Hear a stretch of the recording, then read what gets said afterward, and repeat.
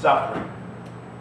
I'm from a place where persecution is being called the church boy, where you're mocked and called ignorant for believing in the insane notion that there could only be one God. Even more, you believe that this God had a son named Jesus, a first century broken, lonely Jewish carpenter who lived, died, and then rose again. When I mention him at work, I get whiffed at. Funny faces are made at me. And sometimes I'm excluded from gatherings. This is persecution. Meanwhile, 6,000 miles away in the deserts of some Middle Eastern country, I got a brother being beheaded because he refused to denounce the name of Christ.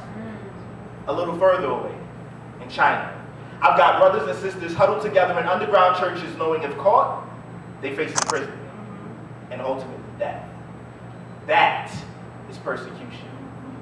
Walking through my house, I count 4 Bibles, 1 commentary, 2 Bible dictionaries, $500 worth of Logos Bible software, and countless books on Jesus-related things.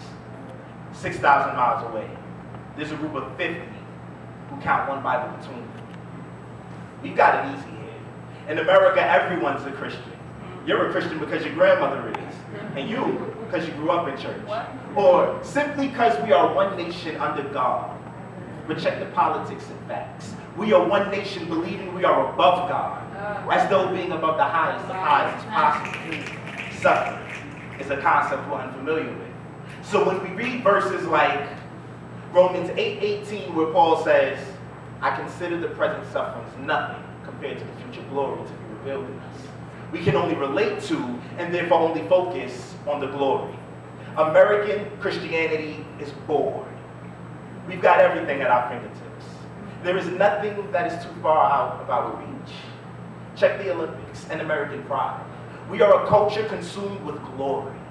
Our glory, not his glory, which is why from birth, be all that you can be, is the genesis of our story. Like I said, American Christianity is bored. That's why we need things like the prosperity gospel, which is no gospel at all, to make us feel alive again. We need to be told that God wants us to be rich. And his desire is to get us the Beamer, Benz, and Bentley to get us into service on the Sunday. 6,000 miles away.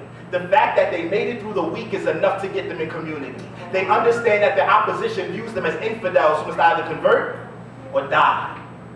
So, in the gathering, they have no issues lifting hands high, praising the Lord of hosts, Yeshua, he who ascended on high.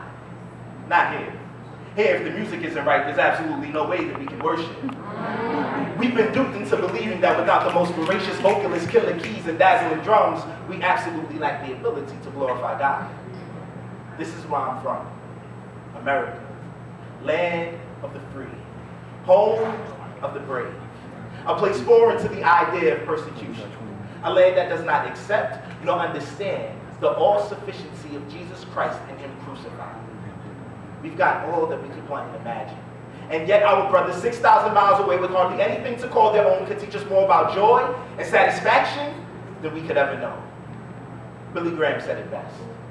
If God does not judge America, he will have to apologize to Sodom and Gomorrah.